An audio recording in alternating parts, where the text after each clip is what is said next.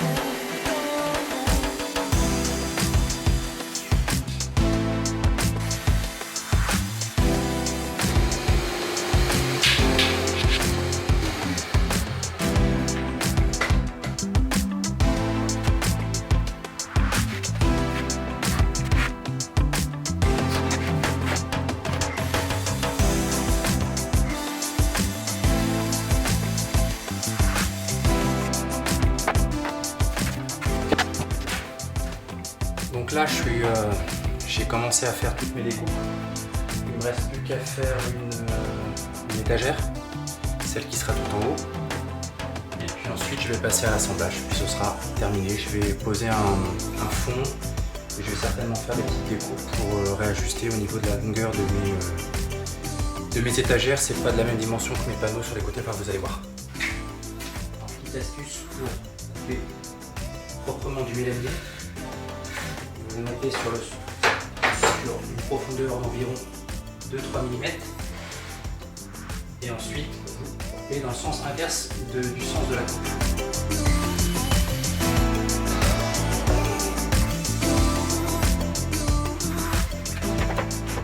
Maintenant je passe au traçage de mes rainures que je vais effectuer ensuite à la scie circulaire en respectant une profondeur de 5 mm que je me suis imposée pour chacune des rainures.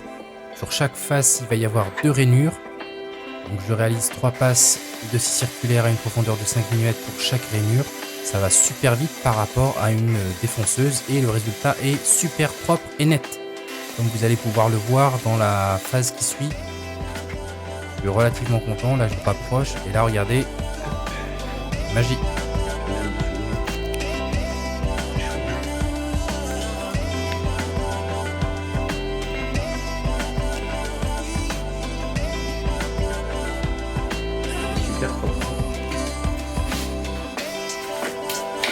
Voilà, je procède de cette manière, hop, les rainures à l'intérieur, à la scie circulaire.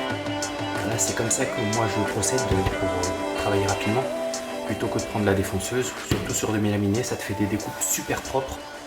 Et comme ça tu peux faire glisser ce que tu veux. Ceci dit, les lames de TS55 elles font 2,2 mm d'épaisseur, ce qui t'oblige à reproduire l'opération plusieurs fois, faire plusieurs passes pour pouvoir atteindre la largeur souhaitée de ta porte. Moi, en l'occurrence j'ai pris du contreplaqué de 5 mm pour m'éviter de me faire 36 passes. Je rainure le reste et puis on se retrouve après pour se faire un petit débrief avant l'assemblage. Allez, je te dis à plus, ciao.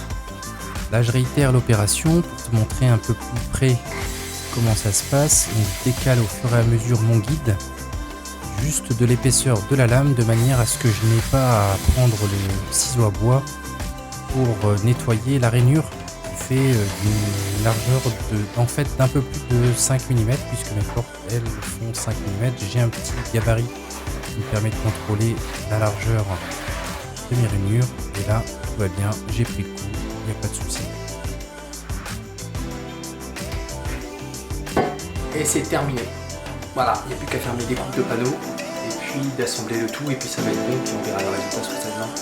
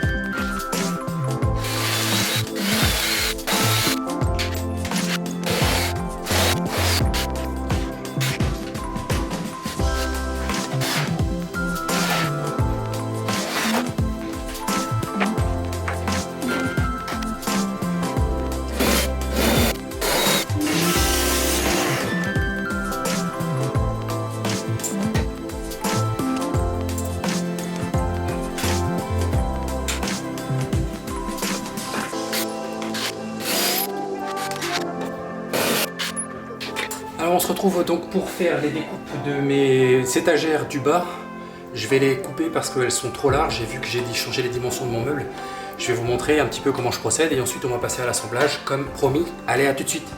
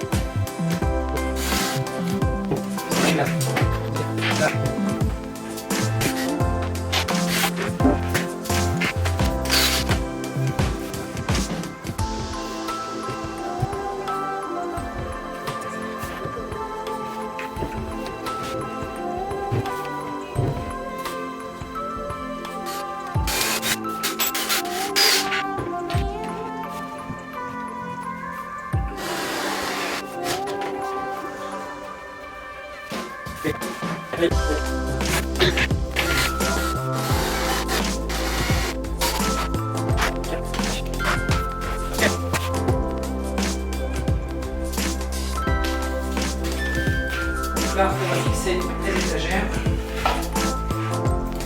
Dégueulasse.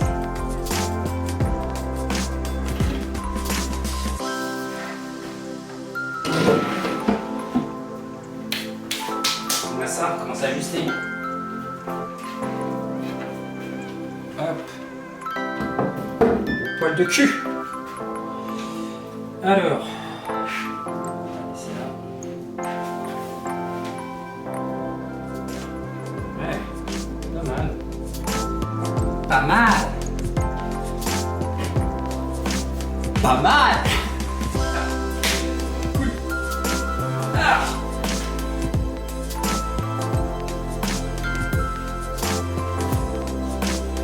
Allez, je passe en dessous. Donc maintenant que j'ai posé les deux, étagères, ma séparation du milieu, je les ai fixées, j'ai laissé un petit espace de manière à faire coulisser les portes. Et ensuite, je vais mettre mon plateau, je vais prendre les mesures et je vais découper ensuite les portes coulissantes. Allez, c'est parti.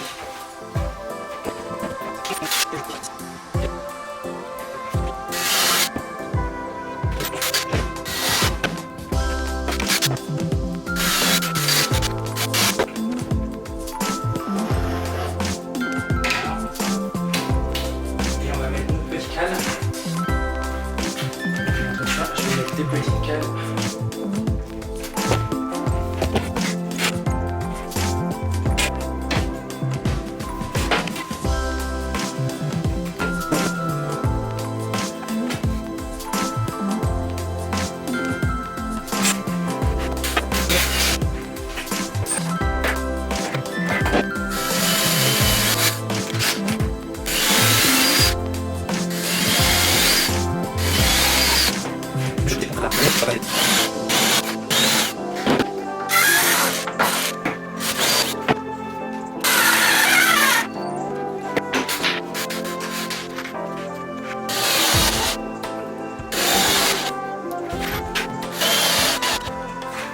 Donc maintenant on va faire les étagères, les deux étagères. Je vais vous montrer un petit peu ce que j'utilise. Alors j'utilise un gabarit qui me permet de diviser ma surface totale en 3 parties.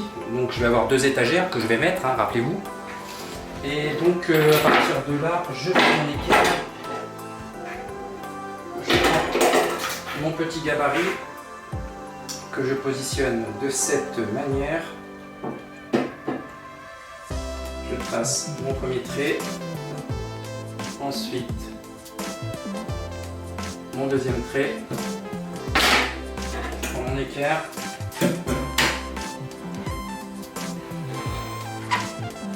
je trace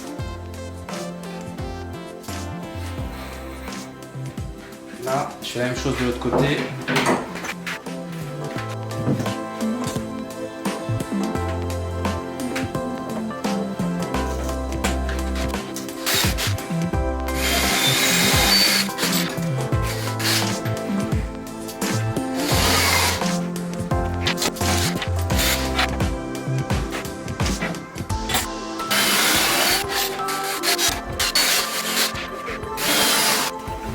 Voilà. Alors la prochaine étape, c'est il faut installer des petits patins de manière à ce que le mélaminé en bas soit pas au contact du sol et ne se désagrège pas par le temps. Donc ce qu'on va faire, c'est qu'on va pousser cette porte. Alors j'ai pas fait les poignées de porte encore. J'ai pas filmé la réalisation des portes du bas, mais on va faire ensemble la réalisation des portes du haut. Donc ce que je vais faire, c'est que je vais mettre une petite cale de manière à pouvoir mettre mes patins.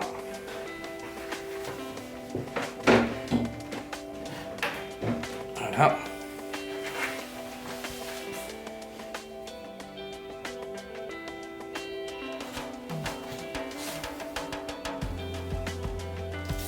Ensuite, on fait la même chose derrière.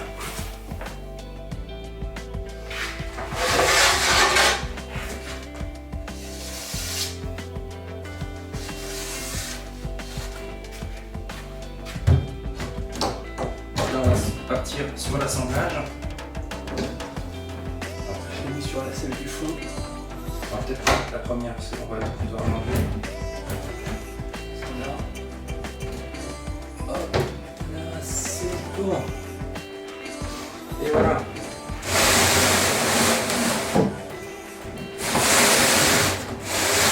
Ça coulisse, c'est formidable.